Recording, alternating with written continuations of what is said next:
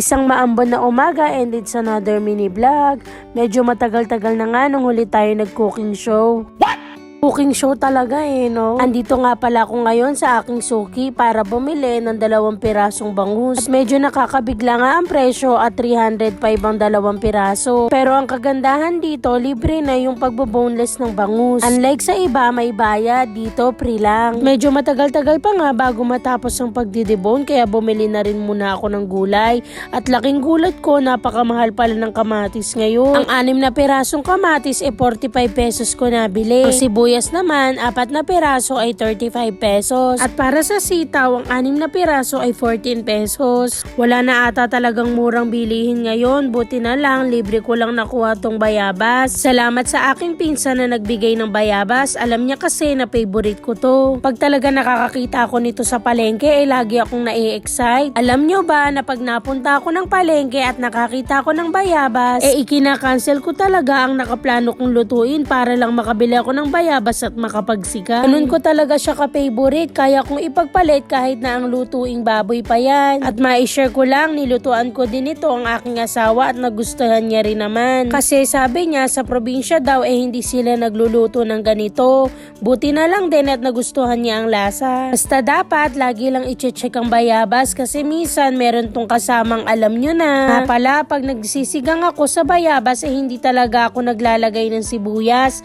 Nasanay kasi ako sa nanay ko na kamatis lang nilalagay. At nakaswerte pa nga tayo dito sa bangus at napakalulusog nila. Bale ang gulay nga lang pala nating ilalagay dito ay sitaw at kangkong. Iyan lang din kasi ang gusto ko sa sinigang na bayabas. At medyo mahal din naman ang bilihin kaya okay na yan. Tayo-tayo lang din naman ang kakain. Marami ang hindi nababanguhan sa lutuing ito pero ako gustong gusto ko talaga ang amoy na to.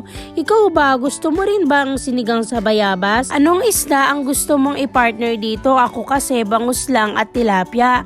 Ikaw, anong gusto mo? Baka pwede kang mag-leave ng comment. Para next time, yun naman ang isusubukan ko. Kung tutuusin, madali lang itong lutuin. Ang medyo nagpapahirap lang dito ay yung pagkukunin mo na ang katas ng bayabas. Medyo nakakangalay lang kasi talaga siya. Sa part na nga na to, nakuha na natin ang katas at medyo ngalay na nga tayo sa part na yan. Naglagay na nga pala tayo dyan ng patis at bechi. Antayin lang natin itong kumulo at pwede na rin tayo maglagay ng sugar. Ang sugar naman po ay optional lamang. Gusto ko kasi sa lutuin na to medyo manamis-namis. Kaya depende pa rin po sa inyong panlasa kung maglalagay kayo o hindi. At ayan, naglagay na rin ako ng Knorr seasoning. Medyo malapit na nga tayong matapos kaya inilagay ko na ang ating bangus. Dawin talaga itong ating bangus dahil wala na itong pine kaya tuloy-tuloy lang ang kain mamaya. At maisingit ko lang, gusto ko lang i-shout out ang mga pamilya ko na very supportive sa aking pagbablog. Shout out kay Bina, kay Erica, kay Anet na nagbigay ng bayabas, aking kapatid na si Ninya, kay Maye, kay Michi, kay Jean at kay Rachel na lagi nag-e-edit ng aking mga pictures, at sa mga tiyahin ko, kay Tita Jeng at kay Tita Yole. Tina rin kina Tito Ruben, Tita Ningneng at Ate Tina, at kung may nakalimutan man ako sa susunod na video na lang. At mabalik lang tayo, ito nga nakaluto na tayo, tara kain po tayo. Please follow me for more cooking videos, pa-share na rin po, salamat, bye!